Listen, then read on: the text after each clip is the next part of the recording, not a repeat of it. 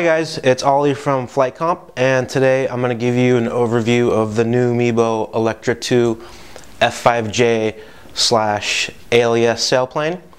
Now the Electra has been around for a number of years, and it hasn't been very popular in the States, but it's been pretty popular in Europe, and it's done well in some of the contest series over there in the F5J category.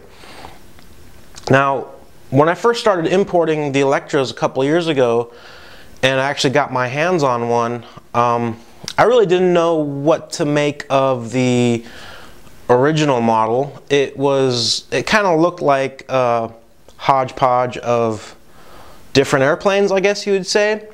It had a modern looking tail, kind of like a Pike Perfection, and the wingtips especially, they looked a little bit old and dated. But actually the model flew really well. And I think the Electra 2 kind of addresses some of the issues, and it's really it's not an all new airplane, but it's an evolution of the airplane, which I like, because it maintains a lot of the good characteristics of the original model. So the original model basically was the same center section, almost the same shape of fuselage. I mean, the profile and the canopy is the same, but the original model had a nose that was, I don't know, maybe this long, and the canopy was much farther forward on the fuselage, and the tail moment was shorter. And then the wingtips of the older model, they had kind of a pointy, swept up or turned up design, and the aileron stopped well short of the tips. And I'll give you guys a quick look at the original model so you can see what I'm talking about.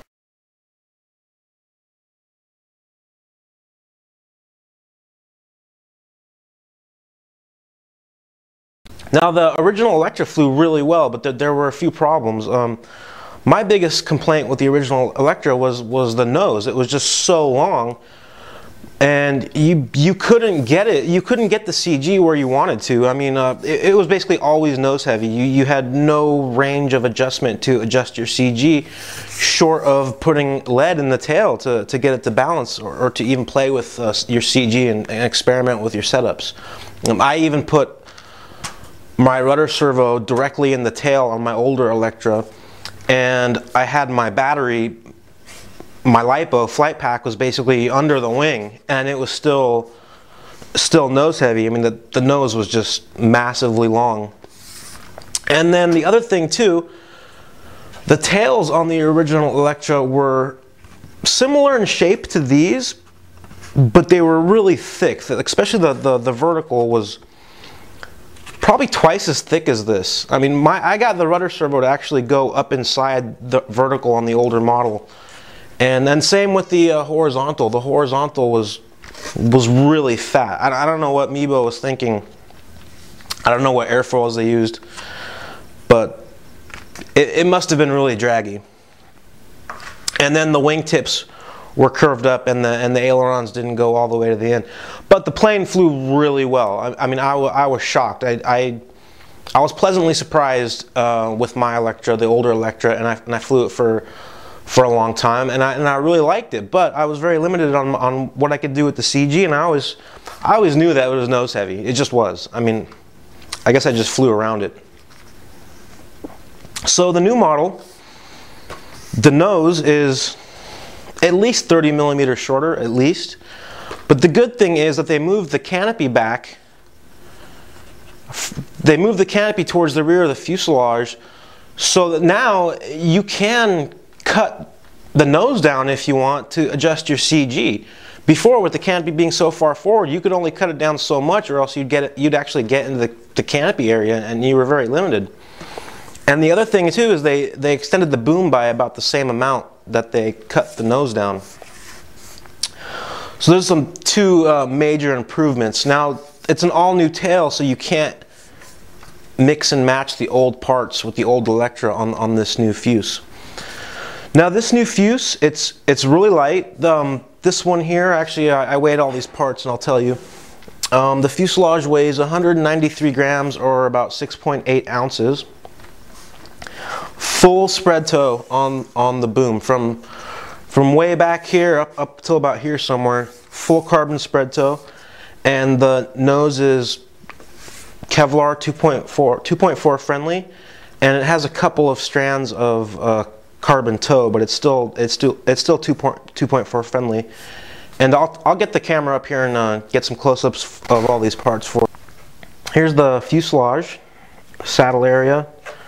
Again, a recess for a DB9 plug here. You can see the full carbon spread toe all the way to the tail, and here's the detail of the tail, the carbon rod here for the vertical, and the linkage for the horizontal. This is just a piece of wire they put in there so the horn doesn't fall back into the fuselage. And then here's the canopy area, and you can see inside here that it's 2.4 friendly. And they don't glue the motor mount in or the firewall, which I like, because you can actually, you know, cut this down, you know, if you need to adjust your CG. And here's the canopy, which is kind of cool. It's got like this weird silver effect fiberglass canopy, and the hold down is pre-installed, which is nice. Now the center section is the same. It's the same. I think it comes out of the same molds as the older model. The only difference here is that it's got the full carbon, I guess you could say kind of Vlad style spread toe, and it's a lot lighter than the older parts they were making. So there's the center panel, top surface, and you can see it has really nice molded blisters to cover the control horns and the clevises, and it's got G10 machined fiberglass control horns that are pre-installed. I actually like those control horns a lot, and you can see the fit of the blisters as this one slides underneath this one is really good. Here's the bottom side. You can see the spread toe. These are the supplied servo covers, and it's got a molded in recess for a DB9 plug, which you actually cannot fit in here. It won't bolt down. Your wires will start pushing up on this top surface, and even with a multiplex plug, which I have, you have to bend the tabs over all the way flat to get this thing to go in there and bolt down and not hit the top surface. And there's the end of the wing, if you can see that. Wing tips. I really like the wing tips on this model. They're super light, full carbon spread toe. But the tips are all new. It's probably all new even from the root here, the plan form. But the tips have the more modern shape to them, and the ailerons go all the way out, which I like. I think it offers you more control. So that's a huge improvement. Again, same blisters. The fit of this one under this one is really nice. And again, machined G10 fiberglass control horn. And here you can see the new tip shape, and you can see some of the spread toe here. Actually, I really like this new stripe pattern they have too. This is the standard stripe pattern, and it's really pretty. I like that. Here's the bottom side. You can see the full spread toe. This is not the supplied servo cover. This is a clear plastic servo cover that I happen to have, and I just painted it black from the inside. These are the servo covers they give you, and you can see they're raised and they're hideous. There's plenty of room in here for a servo that's I don't know, maybe 8 millimeters thick. So any modern wing servo is going to fit in there, and you don't need these. I don't know why they give you these. I wouldn't use them. I don't think anyone out there would probably use them. Mibo, if you're listening, you should just supply flap covers for the ailerons as well, and don't put these in there. This is just a waste. There's the end of it, metal pins. And then the vertical has this massive rudder on it, which I like. This is, this is a pretty modern looking vertical. Now the finish on this vertical is not so great, and that's because it's actually solid core foam machined row cell, basically DLG technology, and it's got one layer of spread toe, and that's it, and barely any paint. So it's super light. It only weighs, let me see, it weighs 25 grams, less than an ounce. And I think that's why the finish is a little rough, but I mean, what are you gonna do? They're trying to get as much weight out of it as possible. But it's a really nice part. And it's got the hinge line, or the bevel for the hinge cut is actually in the molds. So you can see that there's molded surfaces in there, and that's pretty cool. I like that. You could put some tape on here as a gap seal if you wanted to, but it's not supplied. It's supplied just like this with no gap seal. You can see the huge rudder on there, and there's the molded in hinge surfaces, and it's got a ball joint for control. There's the root end of it. It's the receptacle for the carbon tube and the alignment pin. And here's the range of motion.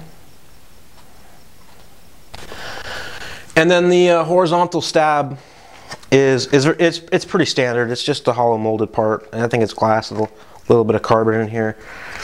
And it's got the Pike Perfection style control horn pre-mounted.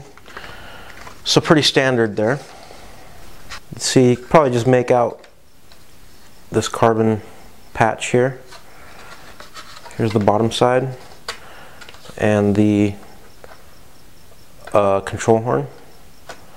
Now, it doesn't come with gap seal, which is strange. I wish it would, but it doesn't. You could put tape on there. That wouldn't be a problem at all. And here's some of the hardware and things you get. These are the not very good aileron servo covers. Here's the servo tray they give you for the fuselage. I don't like this at all. This is ridiculous. I would not put this in the airplane. If you buy Electra from Flightcomp, you get, I will actually supply you a servo tray that's about this long and goes all the way from the nose all the way to the wing, and that just adds way more strength in the front of the plane. If you mount this right in the middle of the nose, you're going to create a huge stress point here and back here, and it might break. Mibo says it won't break, but sometimes you have to land your plane pretty hard, and I don't know why you'd put this in there. It comes with the kit. If you really want to use it, I guess you can, but I will supply you a much longer servo tray. This is the motor mount they give you. Pretty standard, just a piece of fiberglass, machined fiberglass plate. You have to glue this in yourself. And just some screws, and they also give you a full complement of clevises, plastic and metal, and they give you threaded rod for your wing control surfaces on your wing. It's really one of the most complete hardware kits I've seen with a molded airplane of this type, which is great, because I think if you spend this kind of money on a plane, you should get all the little nuts and bolts and clevises and couplers and everything else, and Mibo supplies all that. This tip panel is actually the alternate lamination you can get with the Electra 2. It is a glass disser layup, and you can see here the disser pattern in the surface. Here's the bottom side.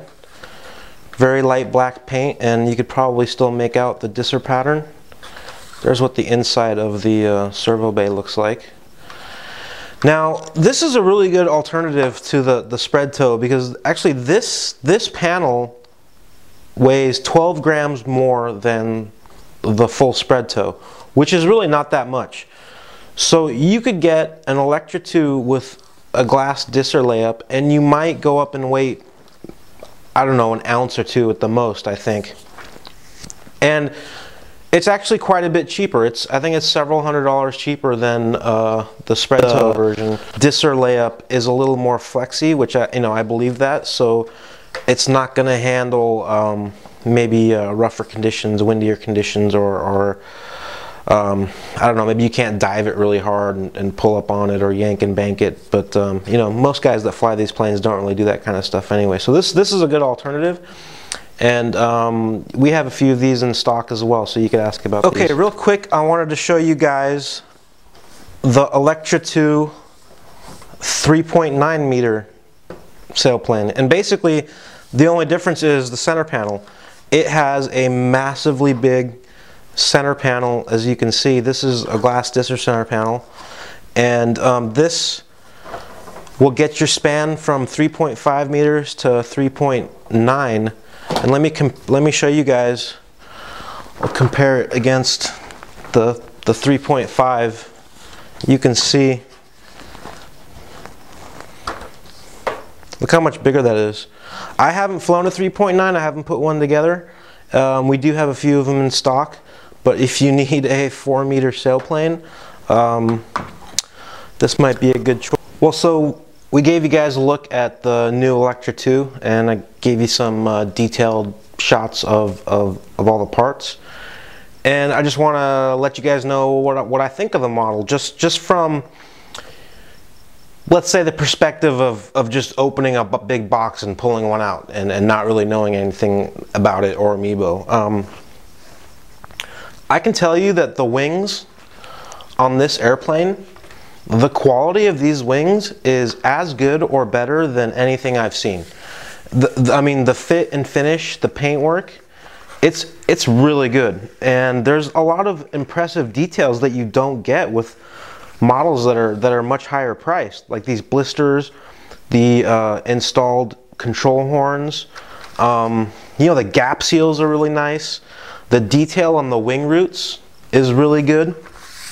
And overall, the quality of the wing is excellent. It's outstanding. Now, I don't know if the wings are made in a completely different factory than the fuselage and tails, because in my honest opinion, and I told you guys that I wouldn't sugarcoat anything, the fuselage and tails, the quality on these parts, it's not as good as the wings. That's not to say they're bad parts, but to me it just seems like they don't come from the same place.